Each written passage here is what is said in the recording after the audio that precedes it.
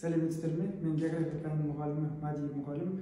Бүгін сіздерге географияны үйретуді бастайық. Ең қарапайымы көкжиектің тұстарын үйретіп қазір. Көкжиек дегеніміз аспан мен жердің түйіскен жері. Яғни көзге көрінетін ең соңғы нүкте.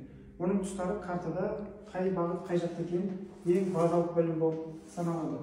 Біріншісі солтүстік, оңтүстік, батыс, шығыс. Бұл көкжиектің негізгі тұстары деп аталады, яғни ең негізгі біздің бағыттарымыз. Одан кейін көкжиектің аралық тұстары.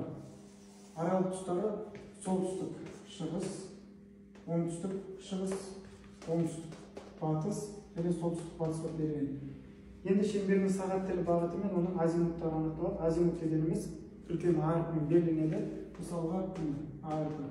Азимут дегеніміз кез келген бір зат пен солтүстік бағыт арасындағы бұрышты айтады. Оның өлшем бірлігі әрине градус. Мысалға жеке тұрған ағаш. Жеке тұрған ағаштың пландағы шартты белгісі, оның градусын есептейтін болсақ, шамамен 70 градус деп жазылады. Сонымен градустары 0 градус, негізгі тұстардың арасы тік бұрыш болса 90 градус болып есептеледі. Ал аралық тұстарынікі 45 градус. Сонда тезірек есептеу үшін 90-90 қосылады, 180 градус, 270 градус және 360 градус қайтадан шеңбер айналып келеді.